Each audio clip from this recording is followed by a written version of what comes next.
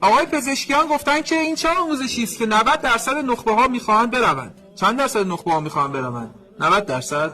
دلت برای همینم تنگ میشه.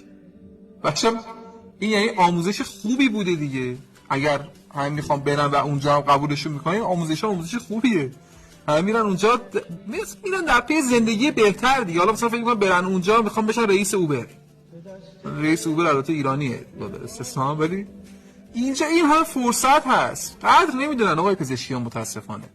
اگه فوق لیسانس داری برو حساب کار کن. نه تپسی کار کن اگه نمیخواستن. اصلا هیچ کدوم اینا رو نخواستی برو ماکسیم کار کن.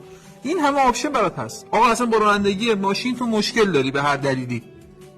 الو پیک و میارو اینا موتور کار کن. پیک شخصی رستوران شو. اصلا با روندن هر وسیله نقلیه آقا تو میگی من مشکل دارم، بهونه داری میاری دیگه، اشکال نداره. بیور تو مترو، از قبل خودش داره رونده میشه. دستفروشی کن. نمیخوای آقا اصلا کلا با وسایل نقلیه مشکل داری. اوکی برو دم ترمینال وایسا، شهرتون رو گم کن، بزن پشت آدم بگو من اینجا غریبم فلان، تا شب باور کن 2 تومن دخل میندازی.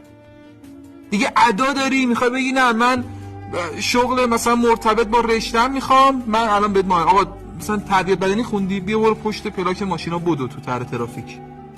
مهندسی مواد اگر خوندی با این اوضاع کمر و زانوی مردم مثلا نیازی نیست من به تو بگم چیکار بکنی.